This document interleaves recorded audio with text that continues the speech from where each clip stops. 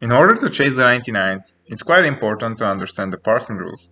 So just like any previous video, let's start this with explaining them. There are no special rules on this encounter except the normalization of the gastric blow damage buff on non-tank specs. This is a tank swap mechanic that also increases damage done by 10%, so this parsing rule is pretty much making sure that you as a DPS and non-tank spec is not cheesing and intentionally taking this buff in order to parse.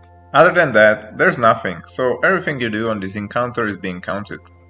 Another important piece of the puzzle is understanding the encounter mechanics wise, knowing what to watch out for as a ranged DPS and what can potentially hinder our road to 99.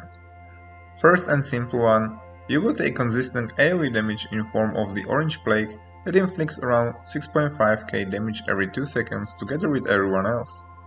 Although this just needs to be out-healed and you cannot do much about it, you can however minimize the chances of dying by positioning yourself in range to more than one healer, so typically avoid being alone on the very edge of the room, but more towards the middle. One of the main mechanics for us casters is to survive and avoid the AoE damage of Punch and Blast and not to get one-shot by stacking on gas ports for the shadow resistance. This mechanic forces us to move, and you can either try to get most out of this situation, which will have minimal impact on our DPS, or get completely screwed by this if not executed properly. More about this later in the tips section on how to squeeze most out of this and minimize the DPS loss. One more ability that can ruin your parse is Malleable Goo, where every 10 seconds Professor Putricides throws a green goo at a random player. Don't get hit by it, as your parse is most likely over because of the slow cast time. You are in control of this mechanic, so pay attention to the little green pool indicator on the floor that you are the target of the goo and throw instant cast on the move. And of course, there has to be some RNG element as well, and Festergut's RNG comes in the form of Vile Gas. Although it's not that massive and you can definitely get the 99 with few of them, still, losing uptime for 6 seconds is a downer. Get bunch more of them and you are already behind with your chances of ranking high.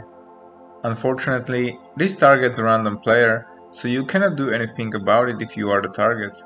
The only thing you can do is stay spread and way more than 8 yards from other people, not to get it changed if they are the target.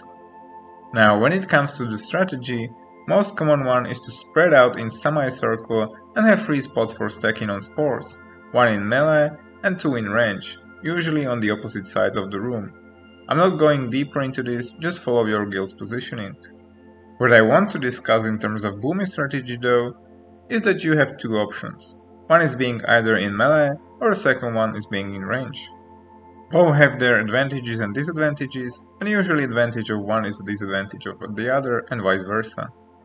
The benefit of being in melee is that you can utilize the melee strategy if you have a one-handed weapon and an offhand and 2-piece tier 10 bonus when adding the /start attack macro to your instant cast such as Insect Swarm, Moonfire, Innervate, Trance or Starfall.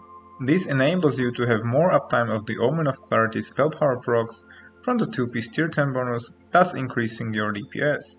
You obviously can't do this while in range.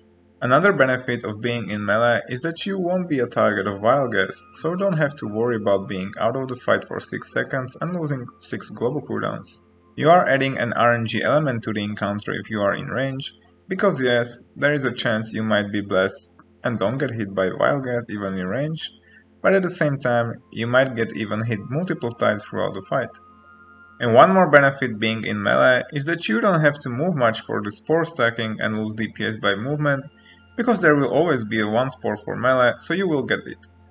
You do have to come to the spores while in range and try to minimize the DPS loss with good time instant casts.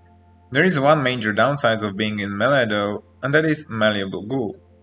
While there is a chance not to be a target as a range, it's pretty easy to avoid with minimum DPS loss even if you are one. The chances of having to move because of Goo is much higher while in melee, because you have to move pretty much every time when anyone from the melee stack becomes a target. So you absolutely can achieve 99 with both tactics. I guess it's a more of a personal preference and also depends on your gear and raid composition. If you have too many melee classes, moving from Goo will most likely be a bigger DPS loss compared to moving to Sport as a range. Since I'm using a staff at the moment, my personal preference is not going into melee because I have better situational awareness while in range, and I can't utilize the auto-attack clear casting procs anyway. I will also not move as much because of Goo, which is worst kind of movement as it's a reactionary type where you have to move immediately or else it's bad, compared to non-reactionary movement of Spores where you can pre-plan your cast to have close to none DPS loss. The only downside is Wild Gas, so RNG. When that's out of the way, when it comes to prepotting, the fight is now way over a minute, so it's still worth it to benefit from a prepot and then use another potion mid-combat. The fastest kill times are not even crawling below 3-minute mark at the moment, so you don't have to worry about skipping prepot for now. Although, when people will get best in slot gear and also with the damage increase buff introducing soon, this might perhaps change in the future. If the encounter duration is around a minute or less, do not prepot and rather use potion during combat coupled with other cooldowns while in Lunar Eclipse. But we are nowhere near at this point yet for an average guild. Fortunately, there is also nothing special happening here in terms of RP that could ruin our prepot. So the question is pretty much only do I prepot Potion of Wild Magic or Potion of Speed? The short answer is that the Potion of Speed will most likely pull ahead, especially the better gear you have as crit loses its value later on, but both are viable and the DPS difference between them is minimal. What potion you prepot is not going to make or break your road to 99. If you are looking for a better and longer answer, go check out the Sarfang or Lord Maragar guide, where I explain the difference between both potions and mention my personal preference with the reasoning behind it. But in terms of parsing, it's perfectly viable to achieve the 99 regardless of what potion you decide to use. Right, now let's move on, we are finally pulling. You can completely skip doing Fairy Fire and save a global cooldown on pull if your raid have both Feral Druid and a Shadow Priest, since the Feral will most likely use Fairy Fire in his rotation and the spell hit will be covered by Misery.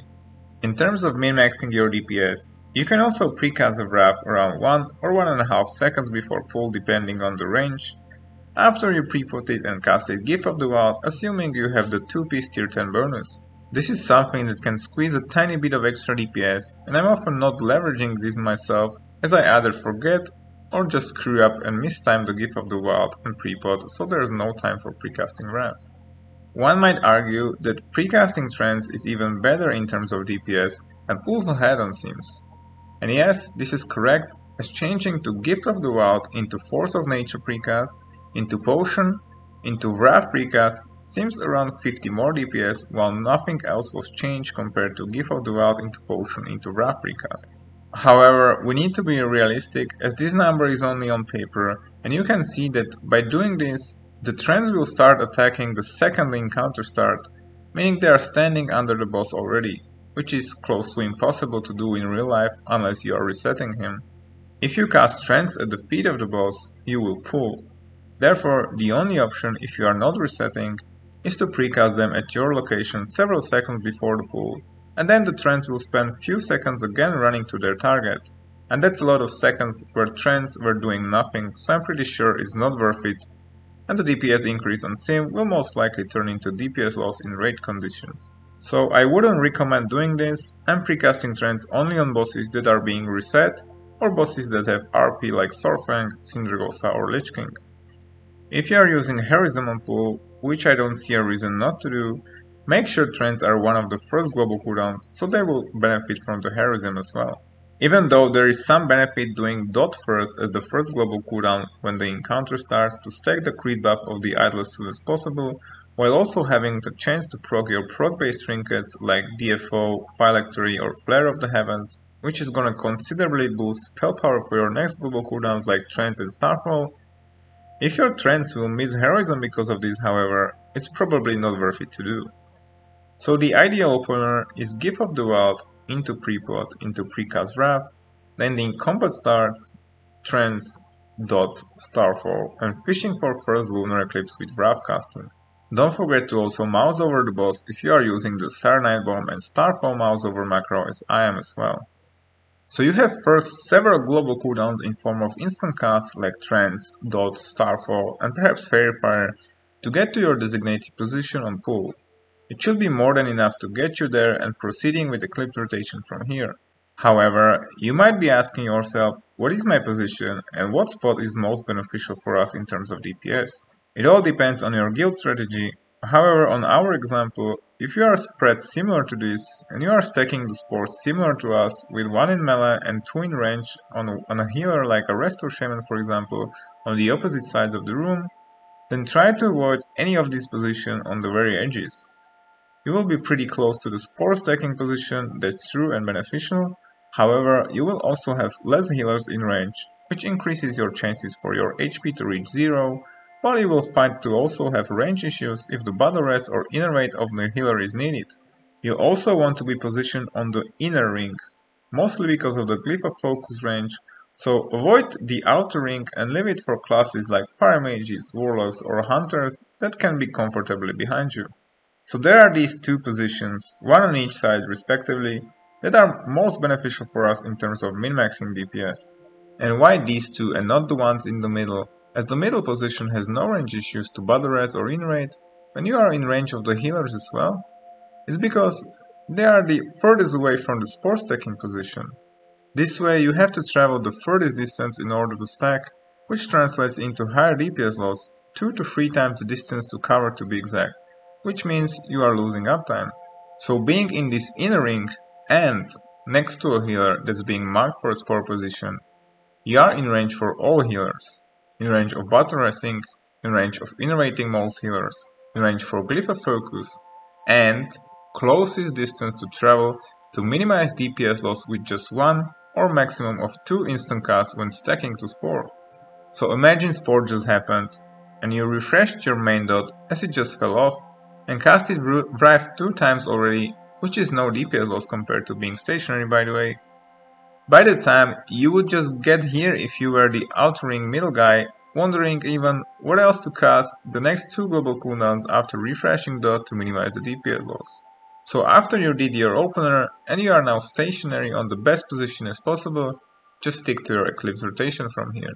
I'm smashing my macro upon reaching the first lunar eclipse, where I pop everything at the same time, like Potion of Speed if I did not prepot, Hyperspeed Accelerators and any unused trinkets to blast boss with Starfire. And here are some more random tips. If the free spore just spawned, do not stack immediately, you have a lot of time till the spore expires. So not only you have time staying stationary and comfortably finish your lunar eclipse, or just planning ahead and letting your dot expire to refresh it on the move before moving to stack, but most importantly, if GO is about to happen, there is a way higher chance it will happen on the stack and everyone will have to move compared to targeting only one player while spread. So take your time, you're actually gaining DPS, not stacking up immediately if GO is about to happen. If you are moving either to spore stack or from the GO, make sure you are throwing instant casts on the go. Try to aim for the ones that are most effective spend global cooldowns based on the priority list. Trance, Starfall, or refreshing any of your dots when they are not on the target already are your best options. Even Typhoon, or Gift of the Wild, or even innovating your healer are fine if no other option higher on the priority list is available. Just do something on the move. If you are using Glyph of Focus, make sure you are in range of the boss, and good idea to use any weak aura that gives you a warning if you are not in range for starfalling.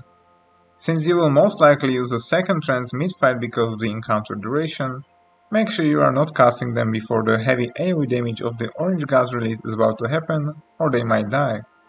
Use Barkskin on this ability as well, before the heavy AoE damage hits to help your healers out. If your second trance came off cooldown early, and your guild is doing a second heroism for warlocks or pets, etc. usually during the execute phase, try to time your trance with this second heroism. If your raid DPS is solid, you can ignore the spore stacking mechanic after the first heavy AoE damage of the Pungent Blight, as the boss will be killed before the second one will happen. This will be especially true as people will get better gear or the ICC buff will be introduced. Then it just turns into a Patchwork style fight with zero movement, which is really good for us unless you are avoiding malleable goo. Use Rocket Boots early on any of the movement that is longer than 1 global cooldown to make it a 1 global cooldown movement. Most of the times I was trying to save the Rocket Boots in case I will get the spore and I will have to go into melee since there is no one with the spore there. However, chance that this will happen is pretty low, and most of the times the boss was killed without any Rocket Boots used. Since most of the guilds can completely skip the spore stacking mechanic after the first big AoE of the Orange Blight release, Make sure to use the boots in the first half of the fight on any of the spore movement. If you are on Horde side, you can leverage the tiny spell power boost of the Scorchbane infusion as Festergut is an undead. You can precast Hurricane if you are using Nibelung to spawn a Valkyr or even more Valkyries if you are lucky prior to pull to give you an edge and nice boost when the encounter starts. And since I mentioned Nibelung, is this a good encounter to use it on? And yeah, it is. It's pretty decent. It's one of the better fights for your Valkyries in ICC, as not only you can comfortably precast Hurricane to spawn them prior to pull, but most of the Valkyries spawned will also manage to survive the full duration. And in case you are wondering how is Boomie performing on this encounter, the average Boomie of 50th percentile is not doing great to be honest, as we are fighting for bottom places with even PvP rogue above us. When we look at the pumpers of 95th percentile, it's slightly better, however, overall still sad with the bottom mid position of a true support class. Guess we have to wait for Cataclysm in order to attack the top positions. Regarding the glyphs, since I'm in 4-piece tier 10 and the phase 4 Idol of Lunar Eclipse, I'm using the best possible DPS glyphs on paper, and those are Starfall, Insect Swarm and Focus, as Glyph of Focus range should not be an issue on this encounter. Just stay in the inner ring, make sure you have the range indicator or weak aura warning, and it should be pretty safe to use it here. If you really dislike Glyph of Focus because of the range, then Glyph of Starfire is the best alternative. If you are still in your tier 9 gear however, just use Glyphs of Starfall, Moonfire and Starfire instead. When it comes to talents, surprise surprise, I'm using again my default single target build, even for Festergut as well, since respecking and making a specific build only for a single encounter is out of the question. Gale Winds are a waste of 2 talent points, since no AoE is happening here, and any of the mana talents are pointless as well, since you definitely should not have any mana issues in phase 4. There is also a possibility to have a Typhoon and use it on movement, but I feel like it's not needed at all, and I'd rather spend that point in something that can actually really increase the DPS, such as Brambles or Oaken Frenzy based on your personal preference. Even though Oaken Frenzy can proc here, and there's even one Boomie in top 5 with crazy amount of procs, Festergut is usually a mediocre encounter or even a bit more on the lower end in terms of Oaken Frenzy procs. You will usually see one or no procs at all most of the time. Therefore, spending more points in Brambles might be the play, especially since we are using the trend twice at the moment. And don't even think about putting points from Improved Moonfire into Genesis here. I would be disappointed. Go check out the top 10 phase 4 Boomie questions answer video if you are wondering why, where I've explained it. Make sure to also join the community and hop on my new Discord server if you have any additional Boomie related questions. I'm linking the Discord in the description. And that's pretty much it. Thank you for watching, and if you like the content, I would appreciate if you like the video and subscribe. Thank you and good luck.